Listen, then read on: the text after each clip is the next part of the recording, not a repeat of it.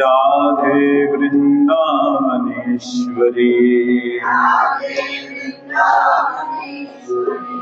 ऋषभानुसुत देवी प्रणामामि हरिप्रिया। श्री कृष्ण चैतन्य प्रभु नित्यानंद श्री अद्वैत गदाधर श्रीवासादि गौर भक्त वृंद। हरे कृष्णा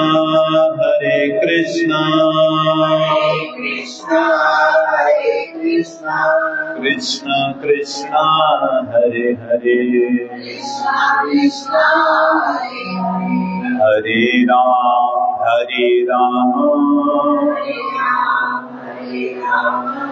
राम राम हरे हरे। हरे कृष्णा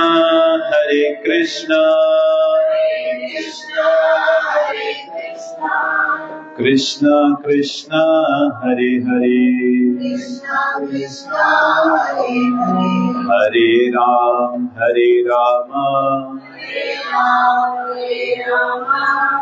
राम राम हरे हरे। नमो विष्णुपदाय कृष्णपृष्ठाय भूतले श्रीमते मधुसूदनाय भानुज्योति नामिने नमस्ते मधुसूदनाय भक्तिपाप्रियाय ते दुर्लभ कृष्ण भक्तिमते सरलकारिणे। नारायणं नमस्कृत्य नरोत्तमं देवीं सरस्वती व्यासं ततो जयमुदीरये।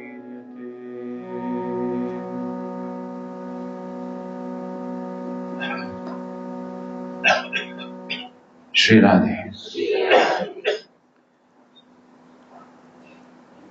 श्रीमद् भागवत महापुराण की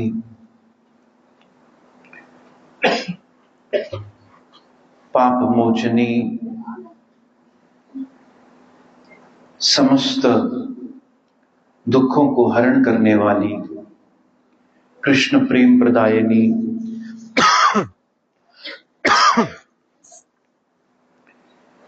श्रीमद् भागवत महापुराण की पंचम दिन की कथा में आप सबका बहुत बहुत स्वागत है।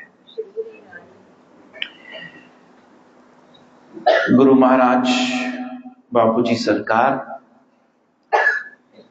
तथा भगवान श्री श्री राधा वृंदावन चंद्र की अहेतु की कृपा से हम सब यहां बैठकर पिछले 4 दिनों से इस कार्तिक मास में जो सारे महीनों में सर्वश्रेष्ठ माना जाता है, ये जो कार्तिक मास है, दामोदर महीना, ये स्वयं श्री कृष्ण ही है। जिस तरह से हम सब जब दिवाली की शॉपिंग करते हैं तो हम वहीं जाते हैं जहां सेल लगी होती है, क्योंकि पता है कि यहां कम देने से ज्यादा मिलेगा। ऐसे ही यूं समझिए कि ये जो कार्तिक मास है, दामोदर महीना, ये भगवान की तरफ से सेल लगी होती है। इसमें थोड़ा कुछ करने का लाभ कई गुना होकर मिलता है। इस समय वृंदावन के कोने कोने में, गली गली में भागवत कथा हो रही होती है। आप कहीं भी वृंदावन में चले जाइए, इस समय कोई ना कोई संत, कोई ना कोई महात्मा भागवत कथा का गान कर रहा है।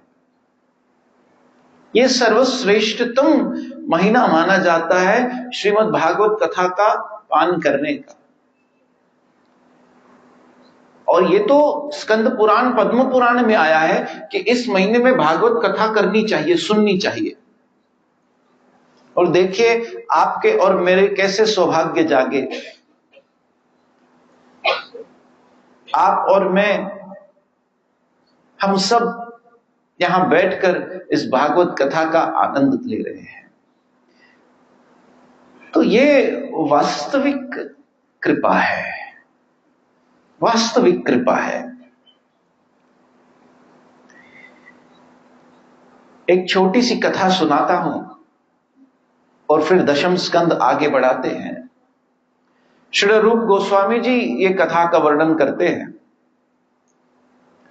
कि वृंदावन में एक मंदिर में एक चूहा, दामोदर महीने में हम दीप जलाते हैं, उस पर बाटी पर थोड़ा घी लगा हुआ होता है। तो एक चूहा घी सूंघ कर आया और उसने उस बाटी में जो दिया जल रहा था उसमें घी खाने की कोशिश की, लेकिन जो रुई थी वो उसके दांतों के बीच, उसके मुंह के बीच फंस गई और वो जलने लगा। सामने ठाकुर जी की विग्रह थी, वो तो अग्नि के मारे कूद रहा था, तपने के मारे कूद रहा था, लेकिन फिर भी भगवान ने उसकी उस क्रिया को आरती और कीर्तन के रूप में स्वीकार करके उसके आत्मा को जन्म मृत्यु से मुक्त कर दिया। श्री रूप गोस्वामी जी ये कथा बताते हैं कि इस तरह से कोई जीव अनजाने में भी यदि इस महीने में दीपदान करता है तो उसका बड़ा महत्व है। और फिर आज की सौभाग्य में आपसे क्या कहूं, आज तो हम दामोदर लीला सुनेंगे। भागवत में जो दामोदर आरती हम कर रहे हैं, आज तो हम उस कथा को श्रवण करेंगे भागवत से ही। तो दशम स्कंद जो है वो श्री कृष्ण का हृदय स्वरूप है। भागवत कृष्ण का वांग्मय अर्थात स्वयं कृष्ण है और दशम स्कंद श्री कृष्ण का हृदय है। और यदि यह कहना हो कि इस हृदय की धड़कन क्या है, तो वो महाराज के 5 अध्याय हैं जो हम कल आरंभ करेंगे।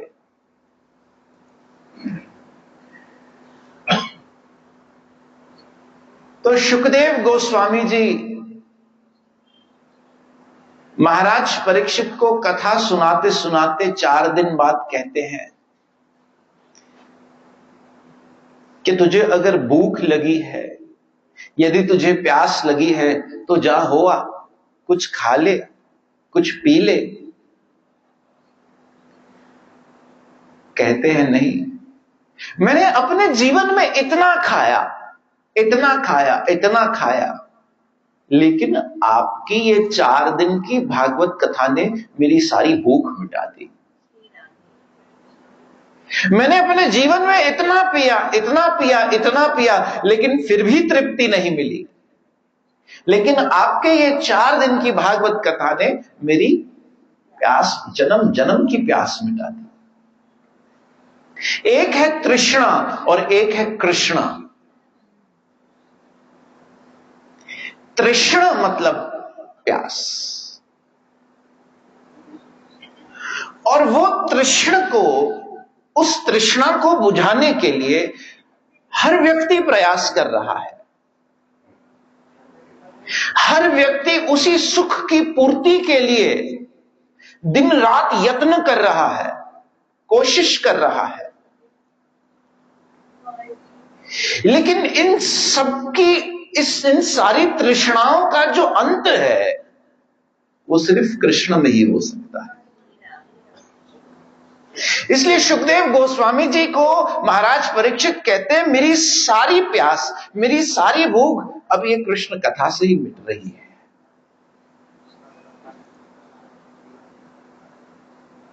महाराज परीक्षित कहते हैं, मुझे अब आप कृपया मेरे इष्ट, मेरे प्रिय, जिन्होंने गर्भ में मेरी रक्षा की, अश्वत्थामा का ब्रह्मास्त्र था। कृष्ण ने 2 बार परीक्षित की रक्षा की। कोई बताएगा कैसे? बताइए। तो एक तो सभी बता रहे हैं, दूसरी कवि की। हाँ, पहली बार उत्तरा के गर्भ में ब्रह्मास्त्र के वज्र से रक्षा की, दूसरी बार श्रृंगी ऋषि के मुख से निकले वाक वज्र से रक्षा की।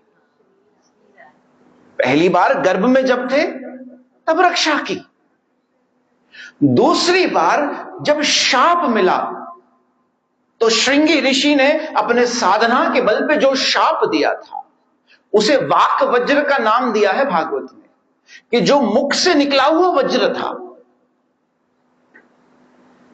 दूसरी बार सुखदेव गोस्वामी जी को भेजकर यह कथा सुनाने के लिए दूसरी बार फिर रक्षा की। इसलिए महाराज परीक्षित कहते हैं, अब आप मेरे प्रिय जशोदा नंदन नंद नंदन की कथा सुनाइए। और देखिए, अब तक हमने जितने अवतारों के बारे में सुना ये सब कृष्ण के अवतार थे। कौन थे? अब स्वयं भगवान आ रहे हैं।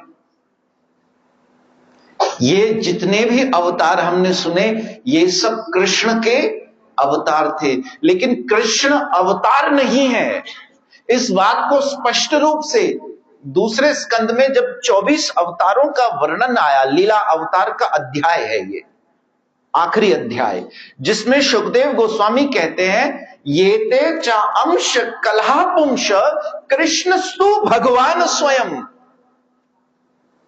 कि अब तक जो मैंने तुम्हें कथाएं सुनाई वो सब अवतारों की कथा थी, लेकिन अब जो तुम कथा सुनोगे वो साक्षात भगवान की कथा है।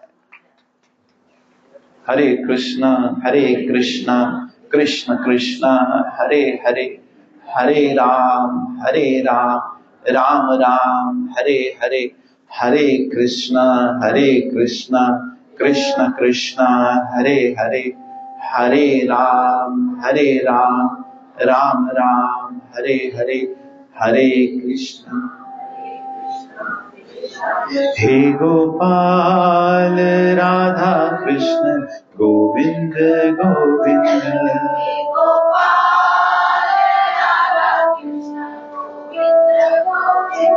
हे गोपाल राधा कृष्ण गोविंद गोविंद, हे गोपाल राधा कृष्ण गोविंद गोविंद, कृष्ण गोविंद गोविंद कृष्ण गोविंद गोविंद, कृष्ण गोविंद गोविंद कृष्ण गोविंद गोविंद, कृष्ण गोविंद गोविंद कृष्ण गोविंद गोविंद, कृष्ण गोविंद गोविंद कृष्ण गोविंद गोविंद, कृष्ण गोविंद गोविंद कृष्ण गोविंद गोविंद, कृष्ण गोविंद गोविंद कृष्ण गोविंद गोविंद, कृष्ण गोविंद गोविंद कृष्ण गोविंद गोविंद, कृष्ण गोविंद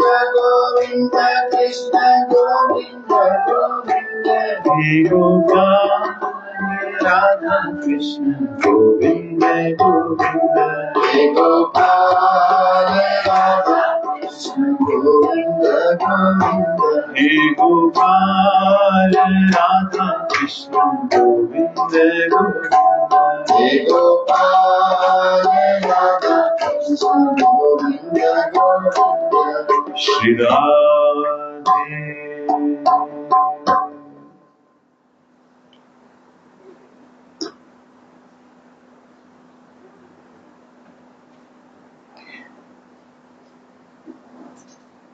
तो सुखदेव गोस्वामी जी ने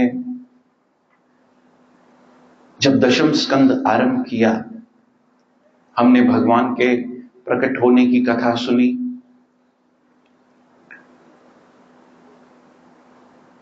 और गोकुल अर्थात सारे इंद्रियों का एक समूह है।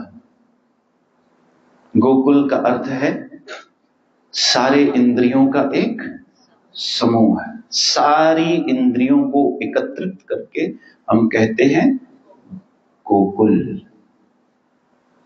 और वहां जब श्री कृष्ण नंद बाबा और यशोदा के पास आए, तो नंद और यशोदा का भी अर्थ है, यशोदा का अर्थ है जो औरों को यश प्रदान करे, और नंद का अर्थ है जो सबों को आनंद प्रदान करे। आप सोचिए जरा कि कृष्ण ने नंद और यशोदा को ही क्यों चुना इन बाल लीलाओं के लिए? क्योंकि कृष्ण उसी के पास आते हैं जो औरों को यश प्रदान करने का सामर्थ्य रखते हैं। और इस दुनिया में सबसे मुश्किल कार्य है औरों को यश देना। बहुत मुश्किल है ये। किसी के मुख से किसी के लिए भी प्रशंसा न निकलती है न सुनी जाती है। आज के समय में तो यही देखते हैं। यहां तक कि इंसान को अपने दुख से इतना दुख नहीं होता जितना किसी और के सुख से दुख होता है। एक व्यक्ति बड़ा समृद्ध, बड़ा खुश, सब कुछ उसके पास भगवान की दया से उपलब्ध, लेकिन फिर भी दुखी रहता है। भाई क्यों दुखी रहते हो? इतना बड़ा घर है तुम्हारा। कहा मेरा इतना बड़ा घर है ठीक है, लेकिन मेरे चाचा के बेटे के पास मुझसे बड़ा घर है। भाई इतनी अच्छी कार है तुम्हारे पास। भाई मेरी बहुत अच्छी कार है, लेकिन मेरे पड़ोसी के पास मर्सिडीज है। तो हमारे बच्चे पढ़ाई में अच्छे हैं, लेकिन पास वाले के बच्चों से कम मार्क्स क्यों आए? इस तरह से व्यक्ति अपने दुख से इतना दुखी नहीं है जितना औरों के सुख से हो जाता है, और वो किसी को भी जश नहीं दे सकता। अगर आपके सामने कोई व्यक्ति कोई अच्छा है, अगर आपको कोई उसकी बात अच्छी लगती है, तो आपको उसे अप्रिशिएट करना चाहिए, उसकी प्रशंसा करनी चाहिए। एक बात याद रखिए, कौआ किसी से क्या लेत है? बोलिए। कौआ किसी से क्या लेत है? कोयल किसी को क्या देत है? कोयल किसी को क्या देत है? कौआ किसी से कुछ लेता है, लेकिन फिर भी अगर हमारे खिड़की पर आकर कौआ कां कां कां कां कां कां करे, हम कहेंगे ये क्या, सर में दर्द हो गया, उसे भगा देंगे, क्योंकि कौए की आवाज हमें पसंद नहीं आती। कौआ किसी से क्या लेत है और कोयल किसी को क्या देते। और अगर वही कोयल आकर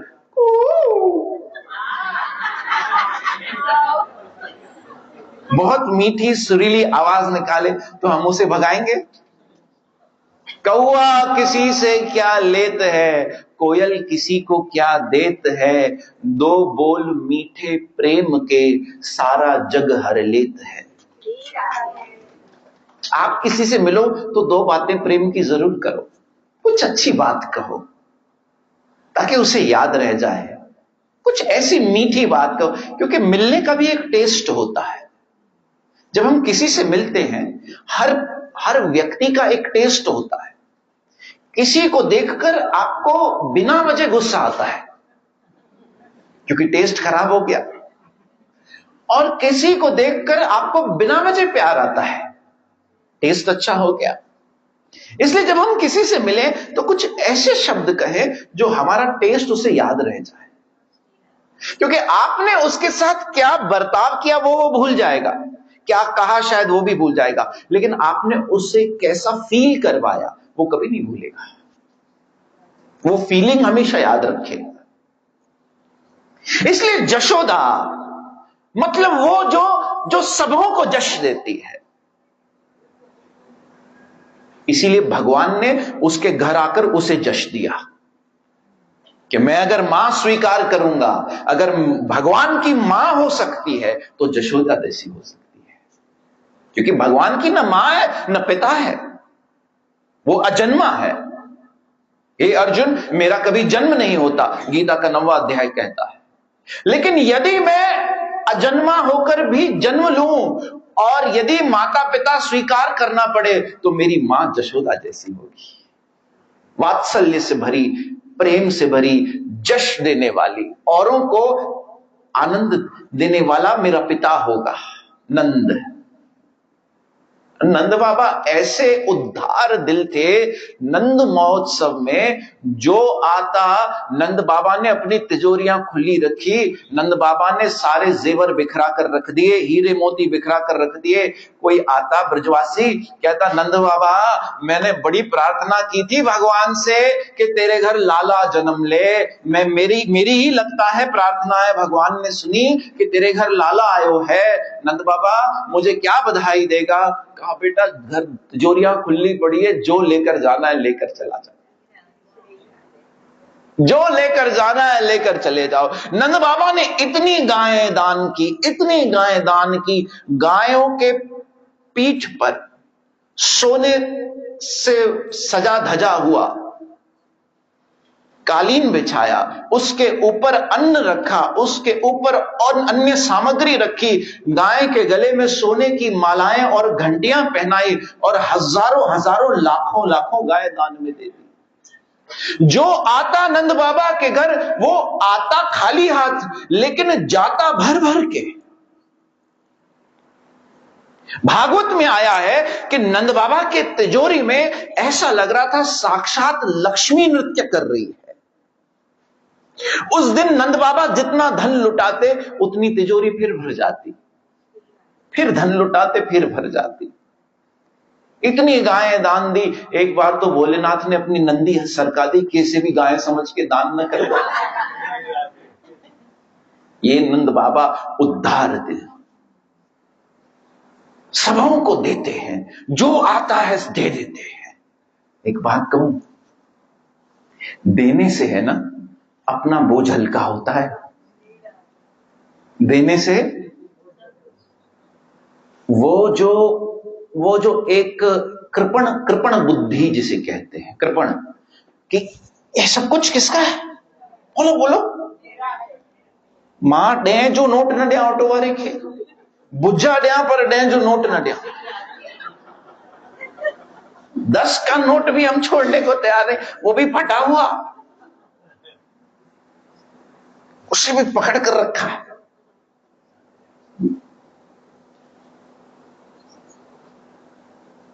हम सब संकीर्ण बुद्धि के हो गए हैं, सब कुछ संग्रह करके जमा करके, ये मेरा ये मेरा, ये मैं नहीं छोड़ूंगा। लेकिन जब देने लगोगे ना तो दिल खुलेगा कि ये कितना एक अच्छी फीलिंग है, मैं आपको बता नहीं सकता। जब हम देने लगते हैं, जब हम औरों को देते हैं तो वो देने वाला सोचता है ये औरों को दे रहा है इसलिए मुझे इसको देना है।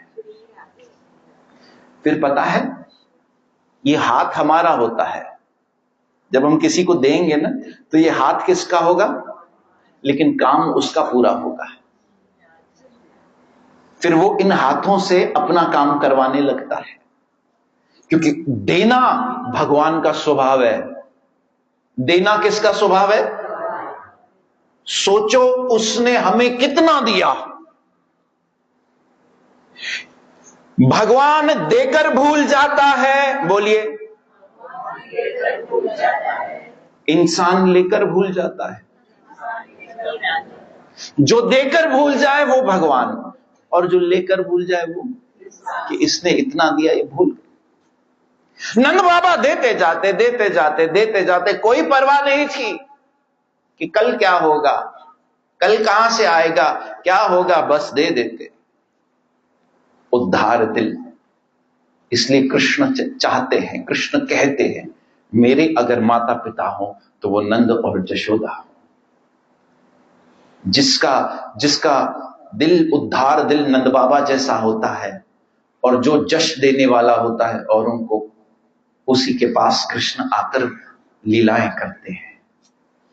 उसी के गोद में बैठते। वो हम कहते हैं ना, कौन कहता है भगवान तुम जशोदा जैसे, तो पहले जशोदा जैसे बने तो सही।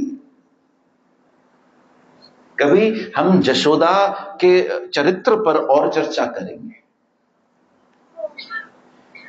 ब्रजवासी, ऐसे ऐसे ब्रजवासी आए।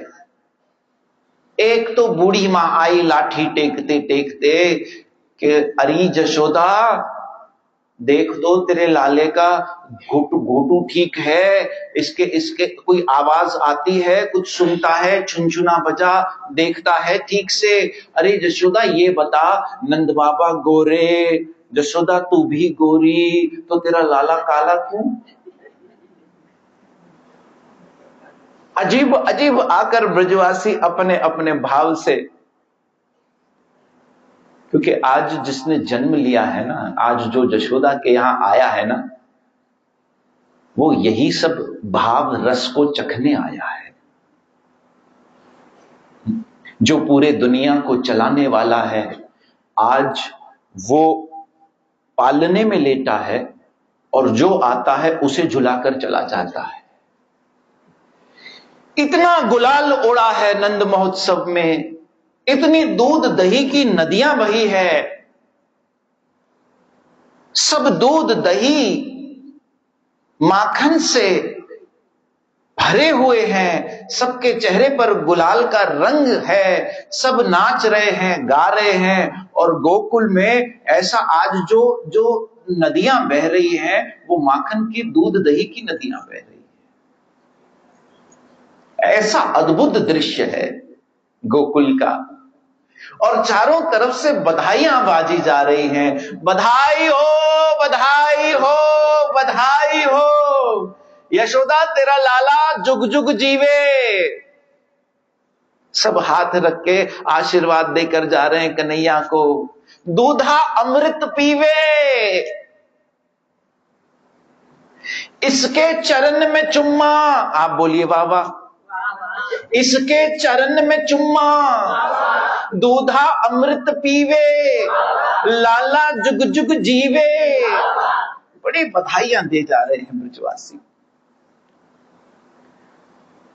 बड़ा आनंदमयी वातावरण सब जगह, क्योंकि नंद घर आनंद भयो। 6 दिन के बाद छठा दिन जब आता है तो कृष्ण की छठी होती है। वसुदेव और नंद बाबा का मिलन बताया भागवत में कि नंद बाबा कंस को कर देने गए। कर मतलब टैक्स, माखन का टैक्स देने जाया करते थे, क्योंकि कंस उस समय राजा था, मथुरा का मथुराधीश था। तो वहां जाकर वसुदेव से मुलाकात हुई और वसुदेव जी ने बता दिया कि ये कंस बड़े असुर भेज रहा है। कंस ने एक असुरी भेजी, एक राक्षसनी भेजी, जिसका नाम था पूतना। कहा जो भी बच्चा ब्रज में नवजात शिशु आया है उनको मार कर आओ, क्योंकि उन्हीं में से कोई एक मेरा काल है। पूतना का जो वर्णन भागवत में आया कि पूतना थी तो राक्षसनी, लेकिन आज एक अलग स्वरूप लेकर आई, एक बहुत ही सुंदर स्त्री का स्वरूप लेकर आई। और जो श्रृंगार बताया गया है पूतना का, ओवर श्रृंगार। जैसे हम कहते हैं ना कि शादी में किसी को अगर ओवर श्रृंगार के साथ देख लो तो पहचानने में नहीं आती। आज पूतना ने ऐसा श्रृंगार किया है कि रास्ते पर चलते चलते कमल का फूल डोलते डोलते उसके हाथों में एक कमल का फूल है। जिसकी नजर, जिस ब्रजवासी की नजर पूतना पर पड़ती, उसे लगता ये साक्षात लक्ष्मी चलकर आ रही है। एक से पूछा, बहन ये नंद बाबा का घर कहां है? सुना है उसके यहां लाला हुआ है। कहा हां हां। वो तो देखती ही रह गई पूतना को, ऐसी सुंदर पूतना। उसके जो बाल थे, सुखदेव गोस्वामी जी महाराज ने भी पूतना का वर्णन किया है कि किस तरह श्रृंगार था। बाल थे, ऐसा लगता था अमावस्या के रात्रि को जो रात्रि के बादल होते हैं, मेघ होते हैं, वो बिल्कुल काले हो जाते हैं, वैसा रंग पूतना लगता था अपने बालों को देखकर आई है। उसके जो गले का स्वर था वो ऐसा हो गया था जैसे मान लो सरस्वती की जो वाक था, सरस्वती की आशीर्वाद से पूतना अपना जो वचन थे वो इतने स्वर भरे कर आई थी। आंखें बड़ी सुंदर सुंदर साड़ी पहनी थी, हाई हील्स पहनकर आई थी, और हाथ में वो लुई विटॉन का बैग भी था।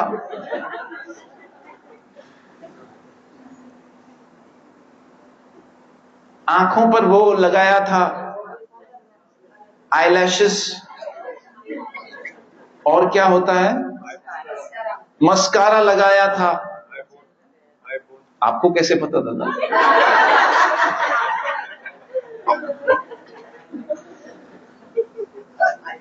सभी देखकर बड़े आश्चर्य में पड़ गए।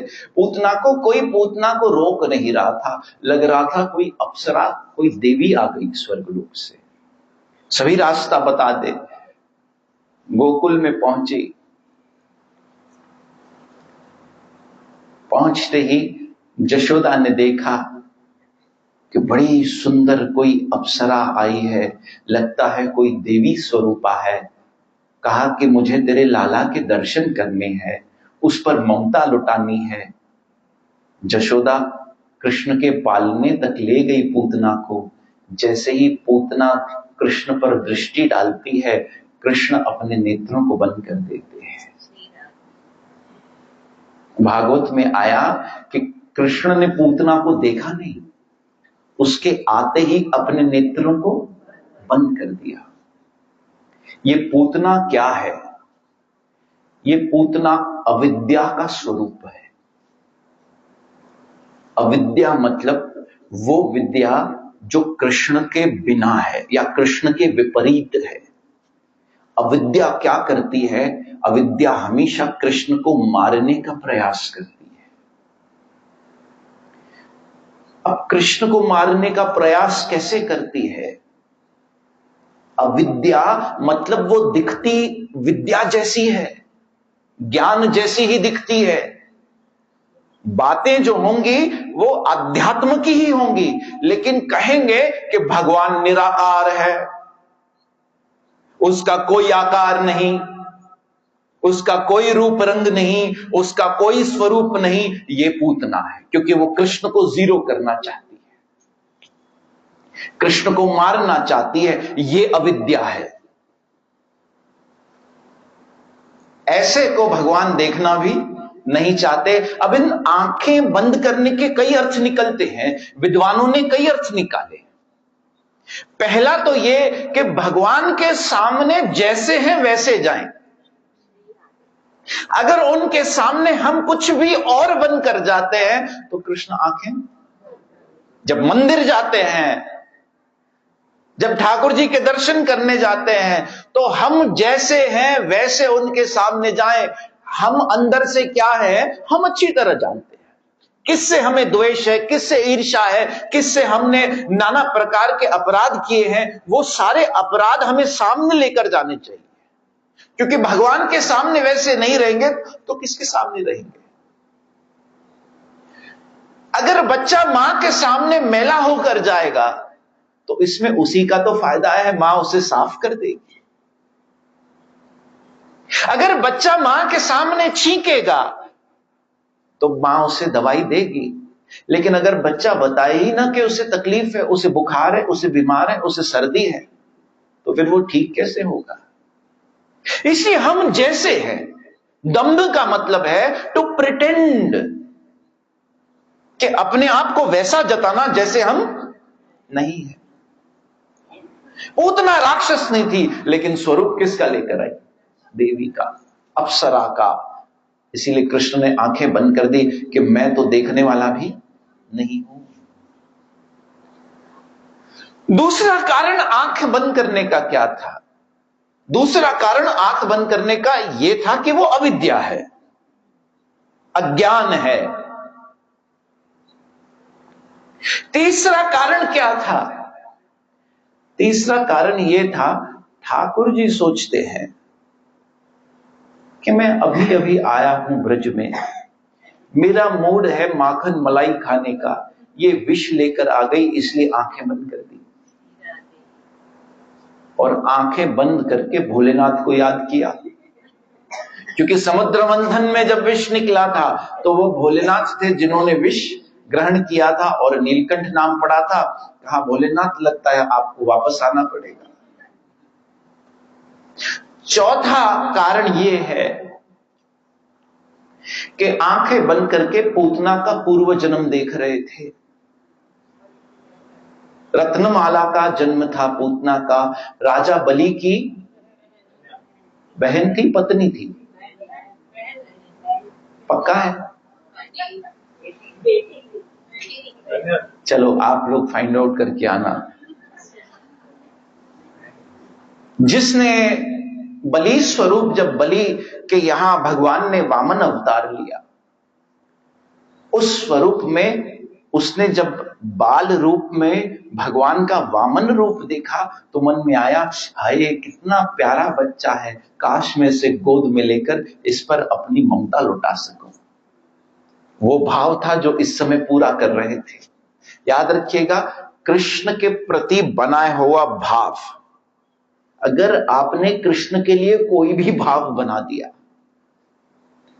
तो उसे पूरा होना ही होना है, होना ही होना है। राजा बलि का भगवान ने वध नहीं किया था, क्योंकि प्रहलाद को नरसिंह देव ने यह आशीर्वाद जो दिया था कि तुम्हारी किसी भी 7 पुश्तों को मैं सारे सभी के पाप में नष्ट कर दूंगा। इसलिए राजा बलि को मारा नहीं था, लेकिन राजा बलि से मांगा था कि जो तुमने सारे 3 लोकों पर अपना राज्य स्थापित कर दिया है वो वापस दे दो देवताओं को। 3 पग जमीन मांगी और 1 पग उठाया तो ब्रह्मा के लोक में गया, दूसरा पग उठाया तो समस्त लोकों में चला गया, तीसरा पग बलि ने कहा कि मेरे सर पे रख दो, यहां मैं भी आपका हो जाऊं। तो इस तरह से पूतना का पूर्व जन्म याद कर रहे थे कृष्ण कि अच्छा ये वो है जिसने भाव बनाया था। पूतना अपने स्तनों पर विष लगाकर आई थी और कृष्ण को गोद में उठाया। देखिए भगवान कितने दयालु हैं। भले पूतना विष लगाकर आई, आंखें इसलिए भी बंद की कि अरे अब मुझे ये विष ग्रहण करना ही पड़ेगा, क्योंकि मेरे लिए जो भी कुछ लाता है मैं उसे स्वीकार कर ही लेता हूं। इसलिए पूतना के द्वारा जब कृष्ण स्तनपान करने लगे तो पूतना का स्तनपान करते करते साथ में पूतना के प्राण भी हरण करने लगे। जैसे ही प्राणों का हरण होता है पूतना चिल्ला बैठती है, मुंच माम मुंच माम मुंच माम, अरे मुझे मुक्त कर, मुझे मुक्त कर, मुझे मुक्त कर। पूतना का अर्थ होता है मुझे छोड़ दे, मुझे छोड़ दे, मुझे छोड़ दे। लेकिन कृष्ण बेस्ट पॉसिबल मीनिंग निकालते हैं, मुझसे मुक्ति मांग रही है और उसे मुक्ति प्रदान कर देते हैं। पूतना का वास्तविक असुरिक स्वरूप उसमें प्रकट होने लगता है, सारी सुंदरता जाने लगती है और एक बड़ा विराट शरीर बन जाता है। गोकुल के आंगन में जाकर जैसे ही गिरती है तो आसपास के सारे पेड़ आकर पूतना के ऊपर गिर जाते हैं। ब्रजवासी कहते हैं बड़ी भली औरत थी, अपने अंतिम संस्कार की लकड़ियां खुद ही इकट्ठी करके गई।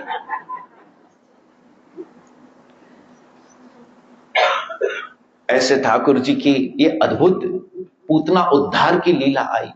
तो पूतना क्या है? देखिए, जितने असुर आएंगे वो एक एक भाव को रिप्रेजेंट करते हैं। और समझते जाइएगा कि जब तक अविद्या का नाश नहीं होता तब तक कृष्ण नहीं मिल सकता। और हम इतनी अविद्याओं के बीच, अज्ञानता के बीच रहते हैं कि कृष्ण हमें समझ ही नहीं आता। लेकिन सुखदेव गोस्वामी कहते हैं, कृष्णस्तु भगवान स्वयं। आगे बड़ा जटाधारी रूप बनाकर भोलेनाथ एक ब्राह्मण के रूप में आए। शिव के जो इष्ट हैं वो बाल स्वरूप गोपाल हैं। ये शिव के इष्ट हैं। बाल गोपाल भोलेनाथ के इष्ट देव हैं। गोपाल सहस्त्र नाम की रचना शिवजी ने की है। जो हम जन्माष्टमी पर अभिषेक करते हैं वो गोपाल सहस्त्र है, नाम है।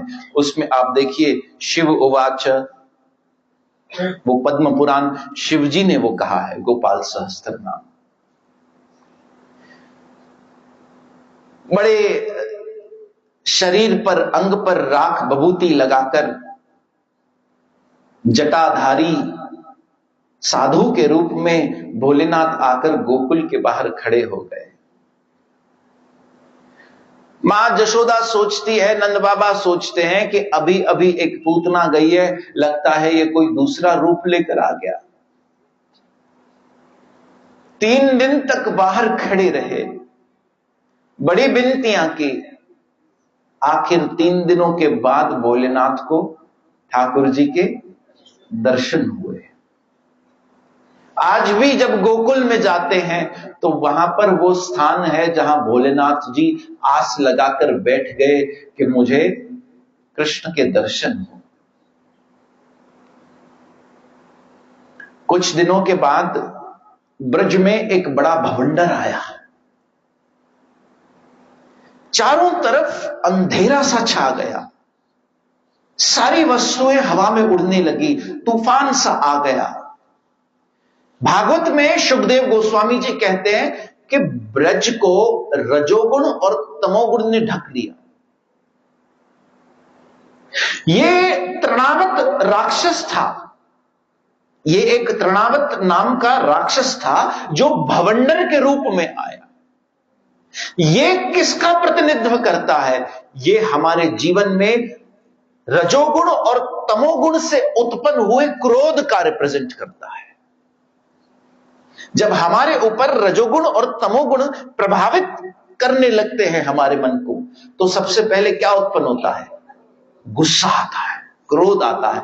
और क्रोध का पहला लक्षण है, भागवत में आया कि जैसे जैसे भवंडर उठने लगा, लोग एक दूसरे को पहचान नहीं पा रहे थे, क्योंकि इतनी धूल, इतनी मिट्टी, इतना अंधेरा हो गया, सारे बादल, आसमान काला सा पड़ गया।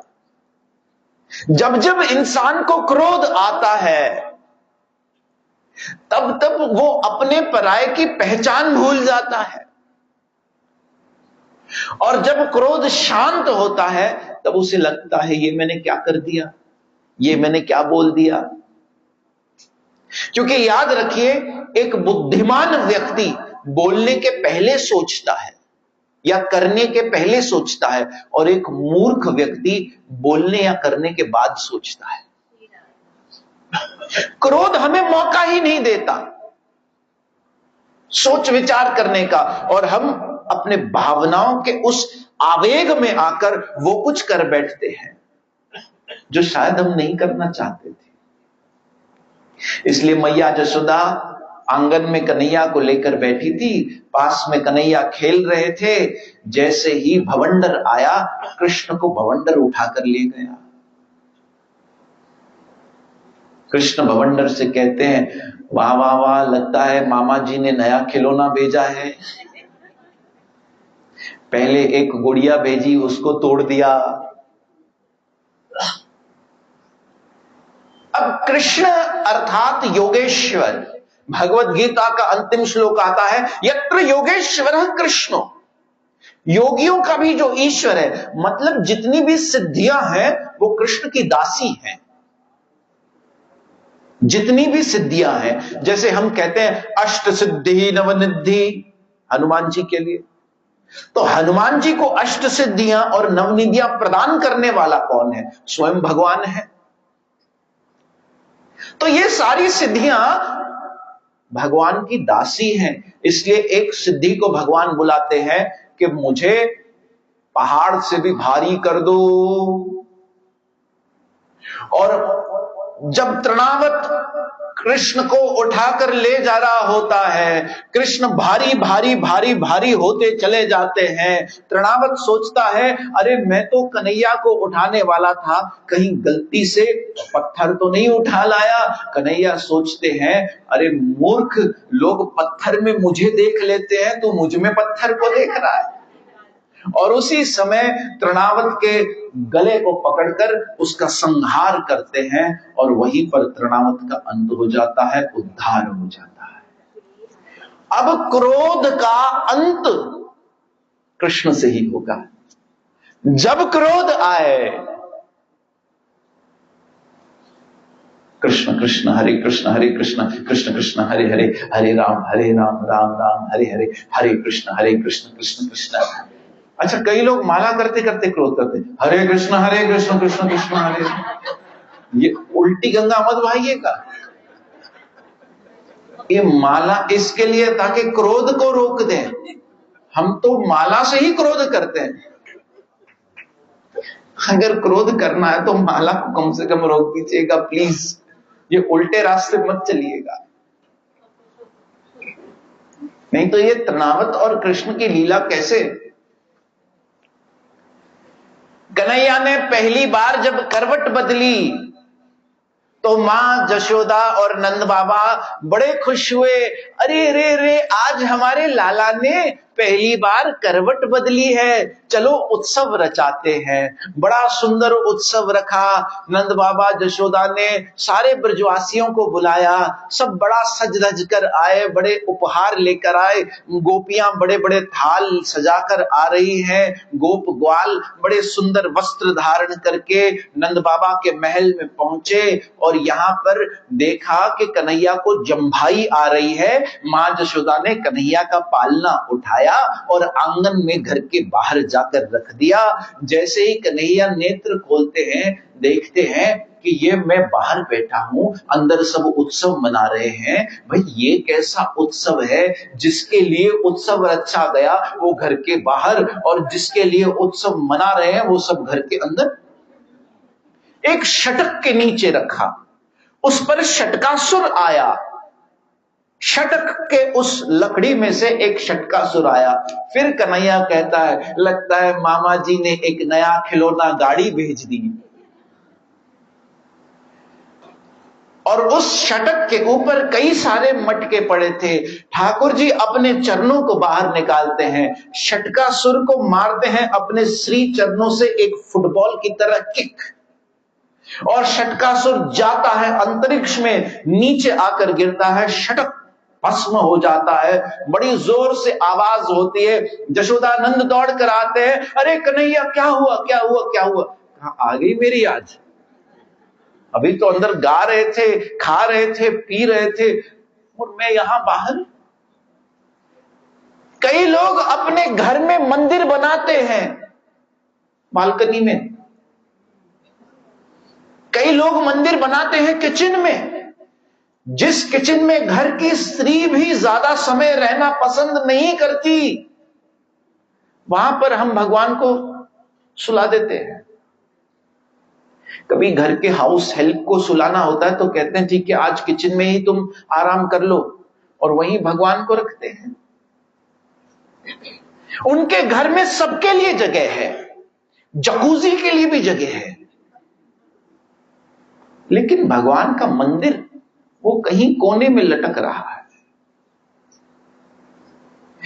शादी में कड़क कड़क नोट उड़ाएंगे, घोट जी मां नचे, घोट जो पी नचे, लेकिन जब भगवान की बात आएगी तो दान पेटी में हमेशा फटा हुआ नोट डालेंगे।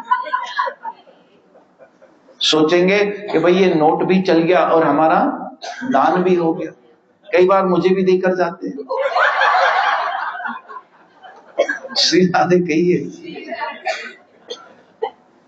तो हम अपने लिए सब अच्छा रखते हैं, लेकिन भगवान के लिए उसे हमने अपने जीवन से बाहर रखा है। और जब भगवान को जीवन से बाहर रखेंगे, जिसकी दया से हम चमक रहे हैं, तो एक पल आएगा कि हमारे जीवन की गाड़ी भी कभी भी उल्टी हो सकती है, वो भी पलट सकती है। षटकासुर किसको संबोधित करता है? षटकासुर अत्यंत भोगों को संबोधित करता है।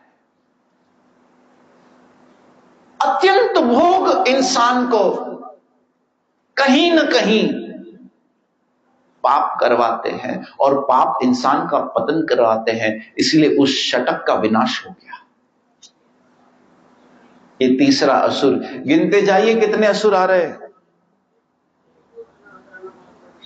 कितने हो गए? 3 हो गए।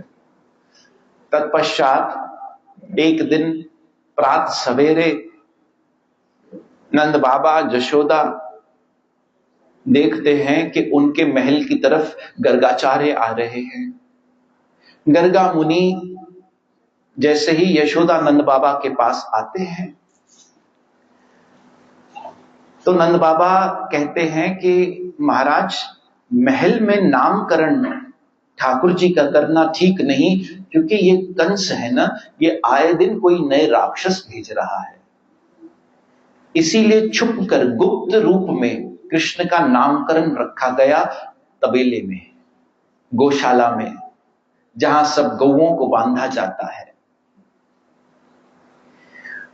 गर्गाचार्य जी बैठे, पहले बलराम जी का नामकरण किया, रोहिणी के पुत्र का। आंखें बंद करते हैं, रोहिणी के पुत्र का नामकरण जैसे ही करते हैं, हरे कृष्णा कृष्ण कृष्ण हरे हरे, हरे राम राम राम हरे हरे, हरे कृष्ण कृष्ण कृष्ण हरे हरे, हरे राम राम राम हरे हरे, हरे कृष्ण कृष्ण कृष्ण हरे हरे, हरे राम तो मैं क्या बता रहा था? नामकरण करते समय गर्गाचार्य मुनि अपने नेत्रों को बंद करके समाधि के रूप में देख लेते हैं कि ये जो मेरे पास बैठे हैं ये कोई साधारण नहीं है। ये जिनका नामकरण अभी मैं करने जा रहा हूं, ये स्वयं संकर्षण है। ये स्वयं भगवान के स्वरूप बलराम जी हैं। इसलिए कहा कि ये आनंद तो देंगे, कृष्ण के आनंद के लिए ही ये आए हैं, लेकिन इसके साथ साथ ये आध्यात्मिक बल भी प्रदान करेंगे। इसलिए इनका नाम रखा बलराम। बोलिए बलराम भगवान की। भाई ये क्या प्रॉब्लम हो रही है? तो जो करना है एक बार में आप लोग कर लीजिए, मैं 2 मिनट दे रहा हूं। जय राधा माधव जय कुंज बिहारी,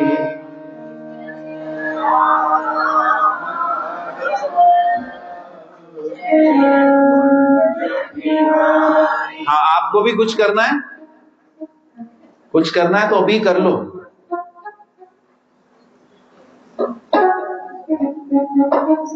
कथा करें शुरू या विराम करें आज की कथा? चलिए, नहीं हो सकती है आज की कथा, विराम अभी भी हो सकती है। तो नामकरण किया गया पहले बलराम जी का, और जब कृष्ण का नामकरण किया गया तो बताया गया कि सतयुग, द्वापर युग, त्रेता युग और कलयुग चारों में ये आते हैं।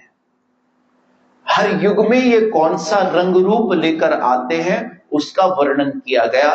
कहा द्वापर युग में ये अपने पूर्ण स्वरूप स्वयं, ये अंश स्वरूप में नहीं आए हैं। जैसे जब त्रेता युग में आए तब ये मर्यादा पुरुषोत्तम बनकर आए, मतलब 14 कला पूर्ण थे, लेकिन अब ये अपनी समस्त कलाओं के साथ अर्थात 16 कला संपूर्ण रूप में स्वयं भगवान आए हैं। और भगवान मतलब कौन? जो छठ भग से परिपूर्ण हो, 6 प्रकार के भग जिसके अंदर अनंत मात्रा में हो। और ये तुम्हारा पुत्र उन 6 प्रकारों के ऐश्वर्य से परिपूर्ण है। He is full of 6 types of opulences, beauty, सुंदरता, ज्ञान, शक्ति, वैराग्य और धन। ये सब इसमें अनंत मात्रा में है, इसलिए ये छठ भग से परिपूर्ण स्वयं है। तो उन्होंने नाम रखा इति कर्षति कृष्ण, अर्थात जो सबको अपनी ओर आकर्षित कर ले, इसका नाम है कृष्ण। बोलिए श्री कृष्ण भगवान की।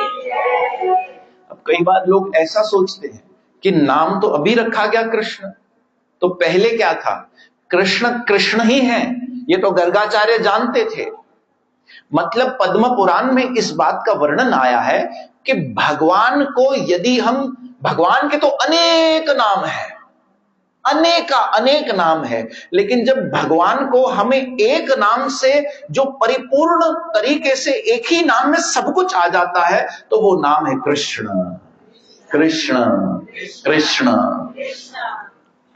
तो इस तरह से कृष्ण बलराम का नामकरण किया गया। सभी एक बार कहिए श्री कृष्ण बलराम की। ठाकुर जी अब थोड़े थोड़े बड़े होने लगे और सारी अपनी माखन चोरी की लीलाएं शुरू करने लगे। एक दिन कृष्ण ने सारे सखाओं को बुलाया, कहा चलो हम सब एक मंडली बनाते हैं, हम सब एक इंस्टीट्यूट बनाते हैं, इंस्टीट्यूट ऑफ माखन चोरी। एक कृष्ण के सखा थे मधुमंगल, दूसरे कृष्ण के सखा थे स्तोक, तीसरे कृष्ण के सखा थे श्रीदामा, चौथे कृष्ण के सखा थे सुदामा। ऐसे कई सारे सखाओं को एकत्रित किया। मधुमंगल को एक दिन कहते हैं, मधुमंगल इतना पतला सा था, कहते हैं मधुमंगल एडो सनड़ो सनो छुई, इतना पतला, तेरा लगता है 15 किलो का वजन है। कहा क्या करूं, तेरी मां तुझे माखन नहीं देती? कहा मेरे घर गैया ही नहीं है तो माखन कहां से आएगा? कहा अगर मैया नहीं देती तो चोरी कर। कहा चोरी कर? कहा भाई हम ठाकुर जी हम तो इतने ट्रेंड नहीं है, आप बताइए कैसे करते हैं। कहा तुम सबको कहता हूं आज जाओ अपने अपने घर में माखन चोरी की प्रैक्टिस करो, फिर कल आकर बताना कैसे रही, क्योंकि हमें अब ये संस्था बनानी है, बढ़ानी है, ये फलनी फूलनी चाहिए। तो जाओ अपने अपने घर आज प्रैक्टिस करो। सब अपने अपने घर से कल कुछ चोरी करके लाएंगे।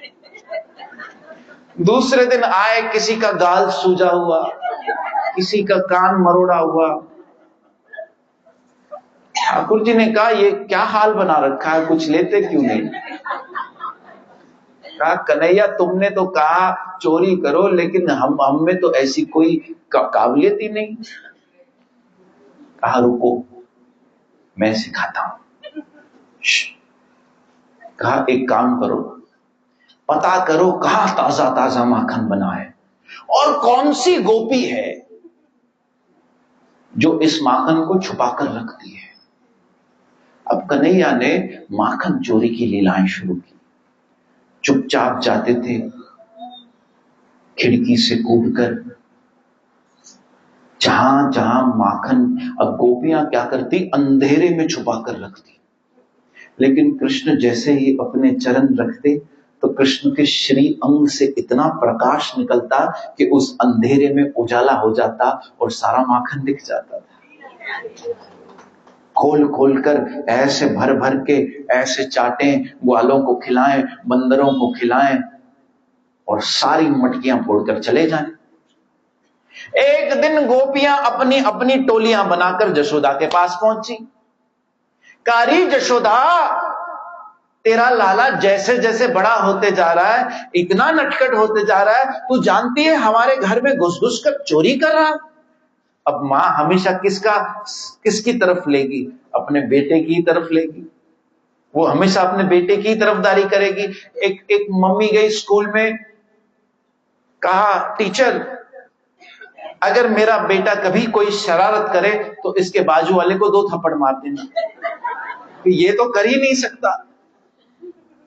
तो यशोदा भी उस समय गोपियों से ऐसे ही बात कर रही है कि ये तो कोई शरारत कर ही नहीं सकता। कहा बताओ तो सही इसने क्या किया?